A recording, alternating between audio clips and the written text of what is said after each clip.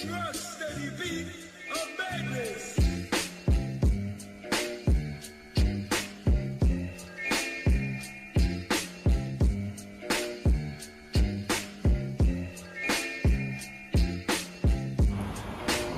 with the head cowl installed, that's how it looks.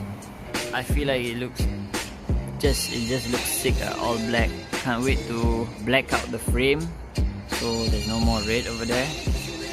I know it's a Ducati, but you know, it's kind of painful to the eyes to see that bright red thing.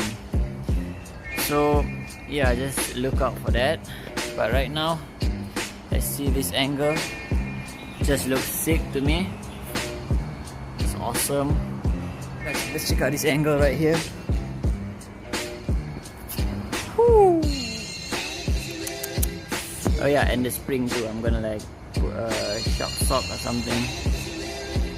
But I think like for a cheap paint job, DIY kind of thing, I did quite okay, you know.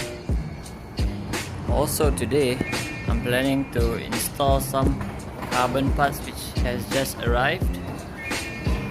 I got them in gloss because I just wanted some, you know, I wanted it to pop out as compared to the fairings on the bike. So that's why I got it in gloss carbon. We got the exhaust guard, the sprocket cover, and the rear hugger. Here we have the crusty old exhaust guard, the old Duca bike sprocket cover. Today it looks faded, that's why I decided to change it.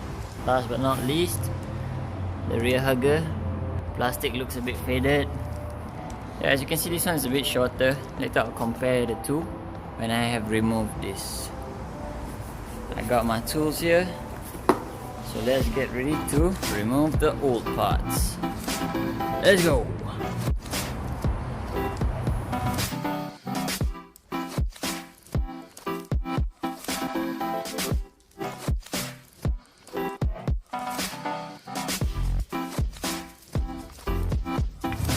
So I managed to get these two parts out easily, but for the rear hugger, I encountered some problems as there are 3 bolts you need to remove.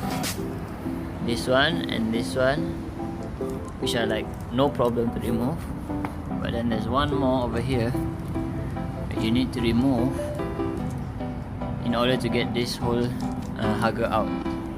But in order to remove this bolt, you gotta remove the whole wheel, and right now I don't have the tools for that, so we'll just leave this one here first and we'll tackle that problem some other day. Looks like we'll be installing these two carbon parts. The show must go on.